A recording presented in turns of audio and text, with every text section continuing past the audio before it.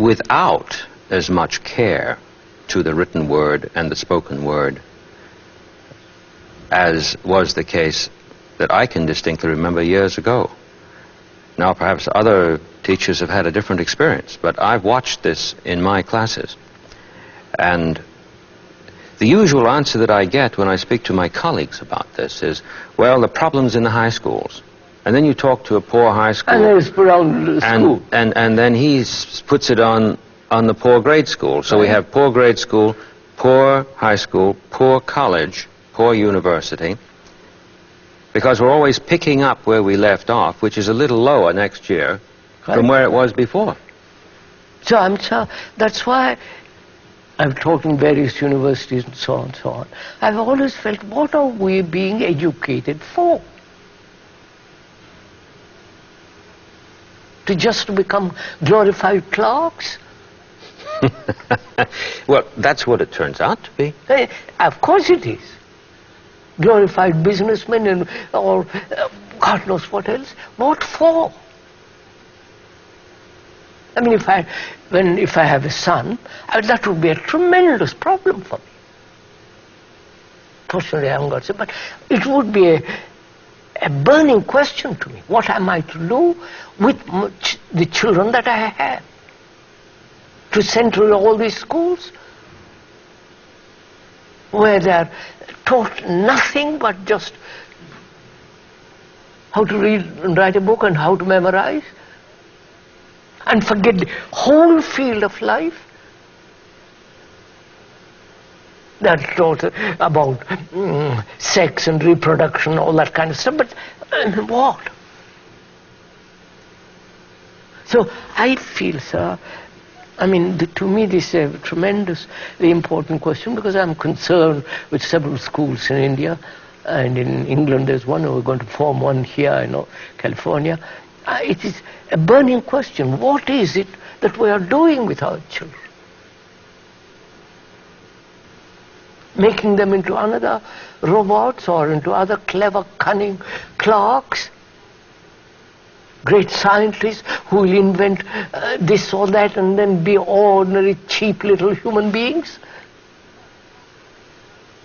Shoddy minds? You follow, sir? I am. So, when you talk about beauty, can a human being tell another, educate another to grow in beauty, grow in goodness, to flower in great affection, care? Because if we don't do that, we're destroying the earth, as it is happening now, polluting the air. We human beings are destroying everything we touch. So this becomes a very, very serious thing when we talk about beauty, when we talk about pleasure, fear, relationship, order, and so on, all that. None of these things are being taught in any school. No, I brought that up in my class yesterday, and I asked them directly that very question. And they were very ready to agree that here we are, we're in an upper division course, and we've never heard about this. And tragic, you follow, sir? And furthermore, we don't know whether we're really hearing it for what it really is, because we haven't heard about it. We've got to go through that yet to find out whether we're really listening. And whether the teacher or the man who is professor is honest enough to say, look, I don't know. I'm going to learn about all this.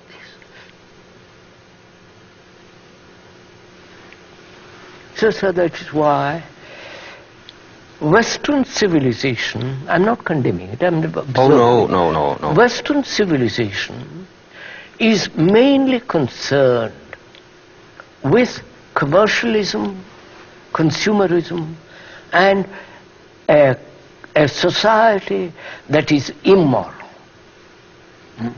Mm-hmm. And when we talk about the transformation of man, not in the field of knowledge or in the field of time, but beyond that, who are interested in this? You follow, sir? Who really cares about it? Because the mother goes off to earn a job, earn a livelihood, the father goes off, and the child is just an incident. Now, as a matter of fact, I know this will probably appear like an astonishingly extravagant statement for me to make, but I think it's getting to the place now where if anyone raises this question at the level that you have been raising it, as a young person, say growing up in his adolescent years, let us say, and he won't let it go. He hangs in there with it, as we say. The question is seriously raised whether he's normal. Yes, quite. And it makes one think of Socrates, who was very clear that he knew only one thing that he didn't know, and he didn't have to say that very often, but he said it even the few times enough to get him killed. But at least they took him seriously enough to kill him. Today, I think he'd be put in some institution for study. That it would have to be, the whole thing would have to be checked out. And that's what's happening in Russia. They send him off to an asylum, that's right, mental hospital, and destroy him. Yeah. So here, we neglect everything for some superficial gain. Money. Money means power, position, authority, everything. Money. It goes back to the success thing that you mentioned before. Always later. Always later. On a horizontal axis. Yes. So, but when you, excuse me, please. I did want to share with you, as you were speaking about nature, something that has a sort of wry humor about it in terms of the history of scholarship. I thought of those marvelous Vedic hymns to dawn. Oh, yes. Which, Dakshina, that the way dawn comes, rosy-fingered, and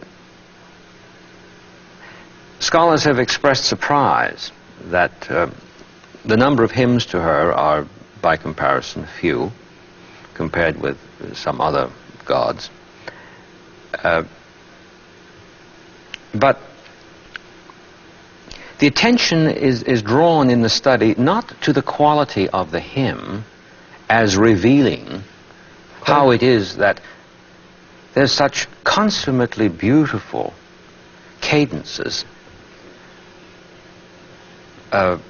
associated with her, for which you'd only need one, wouldn't you? You wouldn't need 25. The important thing is, isn't it remarkable that we have so few hymns, and yet they're so wonderfully beautiful? What has the number to do with it at all? Is the thing that I could never get answered for myself in terms of the environment in which I studied Sanskrit and the Veda. The important thing is to find out which god, in this case Indra, is in the Rig Veda mentioned most often. Now, of course, I'm not trying to suggest that quantity should be overlooked, but by no means. But if the question had been approached the way you have been inquiring into it, deeper, then I think scholarship would have had a very, very different career. We should have been taught how to sit and let that hymn disclose itself and stop measuring it. Yes, sir. Yes, please do go on. That's what I was going to say.